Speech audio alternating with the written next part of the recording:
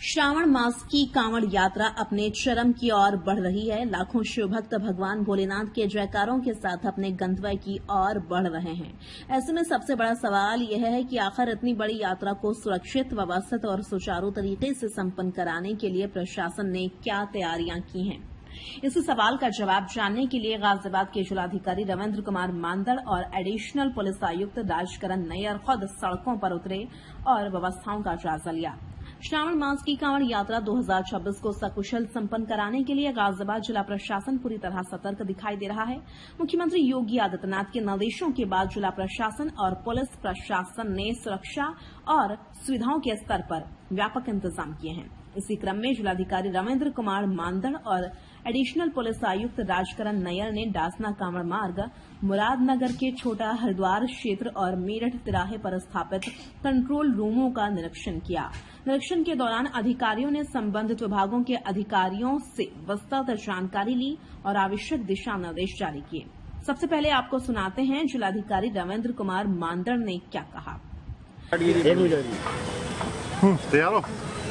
जी तैयार है। सर, मुरादनगर का निरीक्षण किया आपने सर, गंगनहर का क्या कोई किस तरह की खामियां मिली और क्या क्या व्यवस्थाएं हैं सर? देखिए, आज मैं और सीपी साहब आज हम पूरे जो हमारे कांवड़ रूट है उसके भ्रमण के लिए पूरी टीम के साथ में निकले हैं और ताकि जो हमने व्यवस्थाएं की हैं, जो प्रबंधन किया है, जो हमारे अधिकारी कर्मचारियों की ड्यूटी लगाई है उसको वेरीफाई किया जाए और साथ ही साथ जो अन्य आवश्यक व्यवस्थाएं की गई हैं इंफ्रास्ट्रक्चर को लेकर उसको वेरीफाई किया जाए। तो सभी जगह इंस्पेक्शन किया गया है। हमारी ज़्यादातर चीज़ें हमें ठीक मिली है। पुलिस का डिप्लॉयमेंट भी जो नियत स्थान पे किया गया था वो सही है।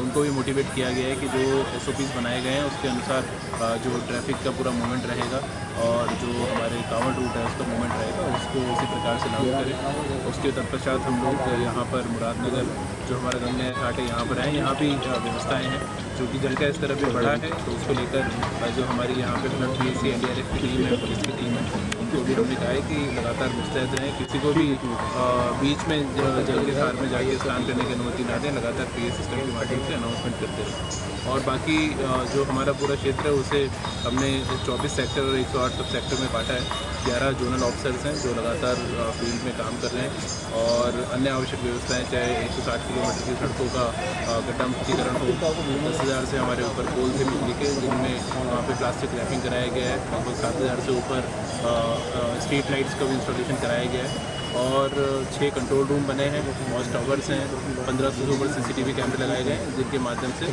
पूरी व्यवस्थाओं को देखा जाए। सर, बोलो के लिए क्या कहेंगे जो आ रहे हैं बोले? उनसे अभी हमने फीडबैक लिया है। सबने बहुत ही उत्तर प्रदेश में आने के बाद में संतुष्टि जाहिर की है और हमारे प्रयास है कि किसी भी हमारे श्रद्धालु को, कांवड़ श्रद्धालु को कोई दिक्कत ना हो। लगातार उनसे फीडबैक लेके और कहीं पे अगर कमी होती है उसे भी सुधारने का प्रयास किया जाए। सर, अभी 7 दिन बचे हुए हैं, 7 दिन बचे हुए हैं कांवड़ के। अभी तो गाजियाबाद के कांवड़ वाले आने शुरू नहीं हुए, अभी तो दूर के कांवड़ वाले आ रहे हैं। हाँ, उनको लिए क्या आप लोगों ने यहाँ पे कुछ व्यवस्था की है? सारी व्यवस्थाएं उनके लिए उनको संभालना बड़ा मुश्किल होगा। नहीं, सारी व्यवस्थाएं पर्याप्त है और उसमें जैसे जैसे अभी और समय बढ़ेगा पुलिस का डिप्लॉयमेंट के हिसाब से हम और बढ़ाएंगे। वो सारे SOPs हमारे क्लियर हैं और जो परंपरागत रूप से विगत वर्षों में व्यवस्थाएं की जाती थी और उससे और उच्च स्तर की व्यवस्थाएं कांवड़ की संख्या तो और बढ़नी है। मीडिया से बातचीत करते हुए जिलाधिकारी रविंद्र कुमार मांदड़ ने कहा कि प्रशासन की पहली प्राथमिकता कांवड़ियों की सुरक्षा और सुविधा सुनिश्चित करना है।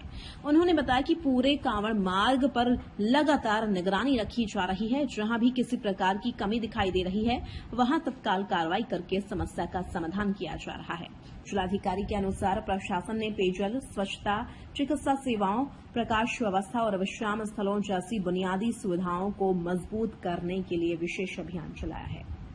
प्रशासन ने यह भी सुनिश्चित किया है कि कांवड़ यात्रा मार्ग पूरी तरह गड्ढा मुक्त रहे। साफ सफाई के लिए विशेष टीमें लगातार काम कर रही हैं ताकि श्रद्धालुओं को किसी भी तरह की असुविधा का सामना न करना पड़े। यात्रा मार्गों पर अतिरिक्त रोशनी की व्यवस्था की गई है जिससे रात के समय भी श्रद्धालुओं को सुरक्षित वातावरण मिल सके। इसके अलावा मेडिकल इमरजेंसी की स्थिति से निपटने के लिए स्वास्थ्य विभाग की टीमों को भी पूरी तरह सक्रिय रखा गया है। एडिशनल पुलिस आयुक्त राजकरण नैयर ने बताया कि पूरे जनपद में यातायात और सुरक्षा व्यवस्था पर 24 घंटे निगरानी रखी जा रही है।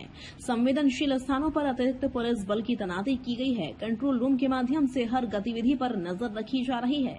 इसके अलावा आधुनिक तकनीक की मदद से भी सुरक्षा व्यवस्था को मजबूत किया गया है ताकि किसी भी अप्रिय घटना को समय रहते रोका जा सके। अब आपको सुनाते हैं एडिशनल पुलिस आयुक्त राजकरण नैयर ने क्या कहा।